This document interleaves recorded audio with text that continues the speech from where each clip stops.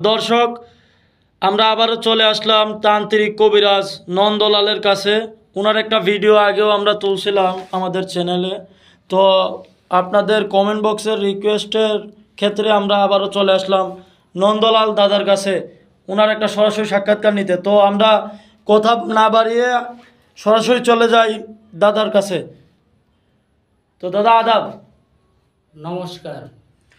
তো দাদা, আমরা শুধু ঢাকা থেকে আসলাম। আগেও আপনার একটা ভিডিও আমাদের চ্যানেলে, ইউটিউব চ্যানেলে আমরা পোস্ট দিছিলাম। তো অনেক দর্শক শ্রোতা আপনার দ্বারা বলে উপকৃত হয়েছে এবং কমেন্ট বক্সে আপনাকে আরেকবার দেখতে চাইছে। এই জন্য আমরা শুধু ঢাকা থেকে আসলাম। আপনার এই ঠিকানা ময়মনসিংহ, আপনার ঝিনাইগাতিতে চলে আসলাম আপনার এই সরাসরি একটা সাক্ষাৎকার নেওয়ার জন্য দর্শকের রিকোয়েস্টে। তো দাদা, আপনি আপনার পরিচয়টা যদি আপনার নিজে মুখে একটু বলতেন। আমার নামটা হচ্ছে তান্ত্রিক নন্দলাল, বুঝছেন? তো আপনার মোবাইল নাম্বারটা যদি একটু বলে দিতেন দর্শকের উদ্দেশ্যে, যে আপনার সাথে কিভাবে যোগাযোগ করবে দর্শক শ্রোতা। আমার মোবাইল নাম্বারটা হচ্ছে 01797455837। তো আমি আবারও বলে দিতেছি 01797455837। ও আচ্ছা। তো দাদা, আপনার সাথে যদি দর্শক শ্রোতা যোগাযোগ করতে চায়, আপনার ঠিকানাটা আপনার নিজ মুখেই বলে দেন।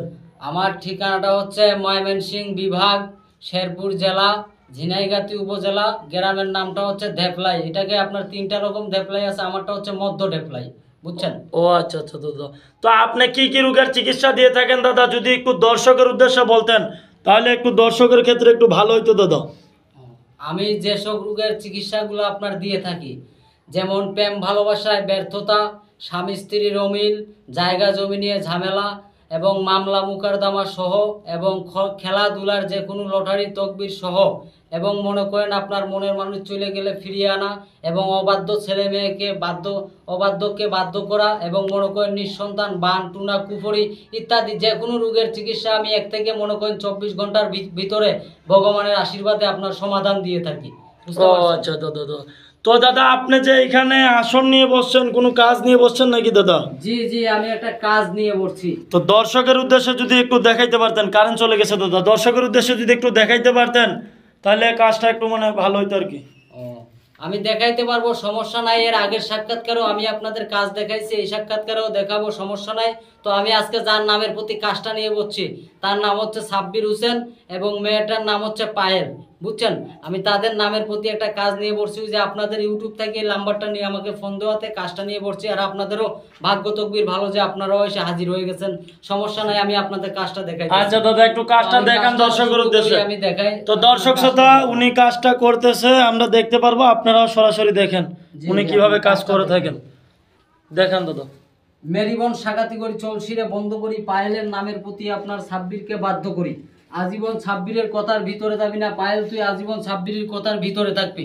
মেরিবন সাগাতি করি, চলশিরে বন্ধ করি, পিলপিলে গলাকাটি ধাইনো সাবান আসাম দেই পাতি মদনার ফান। সাব্বিরের নামের প্রতি পায়েল তুই আজীবন বাধ্য হয়ে যাবি। সাব্বির যেইভাবে কবে পায়েল তুই ওইভাবে চলবি। পায়েল তুই সাব্বিরের কথার বাইরে যাবি না। মেরিবন সাগাতি করি, চলশিরে বন্ধ করি, পিলপিলে গলাকাটি ধাইনো সাবান আসাম যেই পাতি মদনার ফান। পায়েলের নামের প্রতি বন্দনা করি আজীবন, যত জীবন বাইসে থাকবি। পায়েল তুই সাব্বিরের কথার বাইরে যাবি না। মেরিবন সাগাতি করি, চলশিরে বন্ধ করি। চালনাটা আপনার ছাইড়ে দিছি, আপনার মনে করেন অগ্নিকালীর সাহায্যে আপনার চালনাটা চলে যাবে। যত জীবন মনে করেন পায়েল মনে করেন সাব্বিরের কথার বাইরে যাবে না, কথার ভিতরে থাকবে। বুঝতে পারছেন আমার কথাটা দাদা? জি জি দাদা, সর্বনাশ দাদা, আপনি এখানে পানি ঢেলে আগুন তুলে ফেলছেন, সর্বনাশ দাদা। এটা কি ছিল দাদা? এটা আপনার অগ্নিকালী, বুঝতে পারছেন? যেমন মনে করেন অগ্নিকালীর সাহায্যে আমি কাজ করে থাকি, বুঝছেন?